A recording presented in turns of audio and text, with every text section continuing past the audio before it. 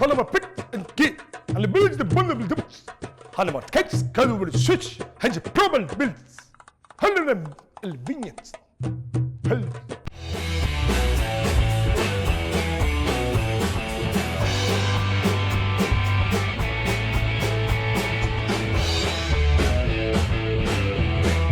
Bom, meus queridos, como eu falei para vocês na introdução em javanês, a gente vai resolver hoje problemas de probabilidade. Vou mostrar para vocês como estão caindo as questões do Enem envolvendo esse assunto. Exercício de número 1.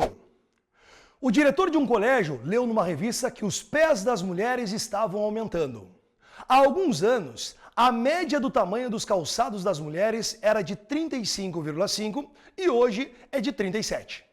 Embora não fosse uma informação científica, ele ficou curioso e fez uma pesquisa com as funcionárias do seu colégio, obtendo o quadro a seguir. Escolhendo uma funcionária ao acaso e sabendo que ela tem calçado maior que 36, a probabilidade de ela calçar 38 é...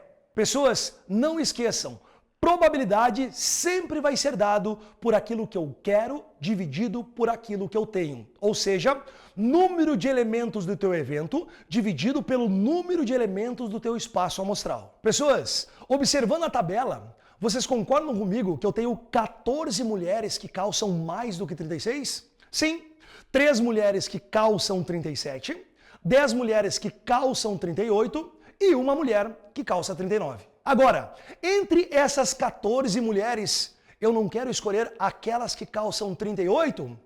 Como é que a gente vai calcular essa probabilidade? Probabilidade de alguma coisa acontecer não é o que eu quero dividido pelo que eu tenho? Então, eu quero 10 entre as 14 que eu tenho. Logo, a nossa probabilidade vai ser 10 dividido por 14. Simplificando numerador e denominador por 2, a nossa probabilidade vai ser de 5 entre 7 mulheres, gabarito Dinamarca. Pessoas, esse próximo problema de probabilidade que eu vou resolver com vocês vai envolver também análise combinatória. Então fica ligado aí. O psicólogo de uma empresa aplica um teste para analisar a aptidão de um candidato a determinado cargo. O teste consiste em uma série de perguntas cujas respostas devem ser verdadeiro ou falso. E termina quando o psicólogo fizer a 10ª pergunta ou quando o candidato der a 2ª resposta errada. Com base em testes anteriores, o psicólogo sabe que a probabilidade de o candidato errar uma resposta é de 0,20. A probabilidade de o teste terminar na 5ª pergunta é... Pessoas, vocês concordam comigo que para o teste acabar na 5ª questão, esse candidato obrigatoriamente deve errar a 5ª questão? Então vamos montar algumas configurações de respostas por esse candidato. Então, esse candidato pode acertar a primeira, acertar a segunda, acertar a terceira, errar a 4ª e errar a 5ª. Acabou o teste. Mas ele pode errar a primeira, acertar a segunda, acertar a terceira, acertar a 4ª e errar a 5ª. Acabou o teste. Mas ele também pode acertar a primeira, acertar a segunda, errar a terceira, acertar a 4ª e errar a 5ª. Acabou o teste. Pessoas, vocês concordam que eu tenho um E fixo ali na última casa do nosso esquema? Sim, ele obrigatoriamente deve errar a 5ª questão. O que está acontecendo com os elementos antes do 5º? Eles não estão trocando de posição? A e E estão permutando entre si. Quantas vezes está aparecendo A? Não são 3 vezes? O E não aparece uma vez? Esse é um caso que envolve permutação com repetição de elementos. Vamos pegar uma configuração, então, para montar as probabilidades. Vamos supor que esse candidato erre a primeira, acerte a segunda, acerte a terceira, acerte a 4ª e erre a 5ª. Então, montem um esquema aqui comigo. A probabilidade dele errar a primeira questão, 0,2. A probabilidade de ele acertar a segunda questão, 0,8. De acertar a terceira, 0,8.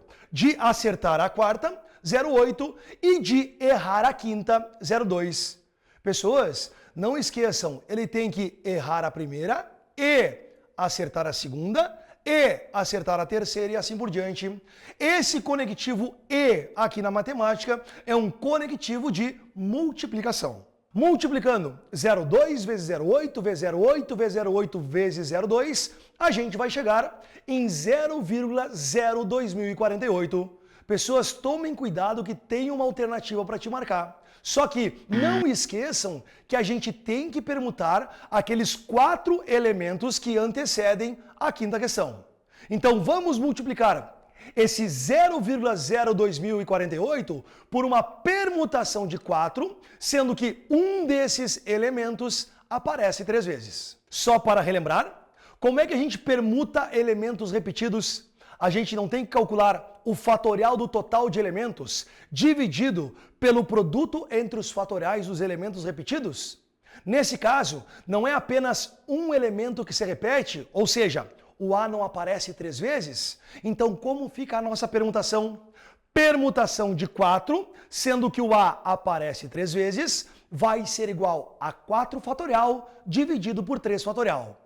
4 fatorial dividido por 3 fatorial é 4 vezes 3 fatorial dividido por 3 fatorial. Cancelando os dois fatoriais ali, né? O fatorial de 3 de cima com o fatorial de 3 de baixo, a gente conclui que o número de permutações para esse agrupamento é 4. Então, multiplicando esse 0,02048 por 4, a gente conclui que o gabarito dessa questão é letra B, 0,08192. Pessoas, falei nesse exercício sobre o conectivo E, que é um conectivo de multiplicação. Não esqueçam que o OU é um outro conectivo, só que indica uma soma aqui na nossa probabilidade. Terceiro e último exercício. A tabela mostra o resultado de uma pesquisa sobre tipos sanguíneos em que foram testadas 600 pessoas. Qual é a probabilidade de uma pessoa escolhida ao acaso ter sangue do tipo A positivo ou A negativo? Meus queridos, vocês concordam que ou a pessoa tem A positivo ou a pessoa tem A negativo? Não existe a possibilidade de uma pessoa ter A positivo e negativo ao mesmo tempo. Ou seja, há esses eventos que possuem ou alguma coisa ou outra coisa sem ter intersecção, a gente chama de eventos mutuamente exclusivos. Para calcular a probabilidade desse evento acontecer, basta calcular a probabilidade do primeiro, a probabilidade do segundo e somar as probabilidades. Meus queridos, olhando para a nossa tabela, quantas pessoas possuem o tipo sanguíneo A positivo? Não são 216? Quantas pessoas possuem o tipo sanguíneo A negativo? Não são 48? Vamos calcular as duas probabilidades de forma separadas e depois somá-las. Probabilidade de escolher uma pessoa a mais, 216 por 600. Probabilidade de escolher uma pessoa com A menos, 48 por 600.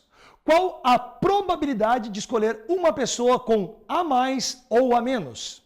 216 por 600 mais 48 por 600. Somando os dois denominadores ali, não tem necessidade de calcular o MMC, porque os denominadores são iguais. Então, somando os dois numeradores, 216 mais 48, não dá 264? Logo, a nossa probabilidade é de 264 dividido por 600. Simplificando numerador e denominador por 24, a gente conclui que a probabilidade desse evento ocorrer é de 11 possibilidades entre as 25. Gabarito, Equador. Bom, gente, a aula de hoje foi sobre resolução de problemas envolvendo probabilidade. A prova do Enem não vai fugir muito dessas perguntas que a gente viu na aula de hoje. Então, sigam o plano de estudo de vocês e vamos juntos ao topo do Enem. Um beijo e até a próxima.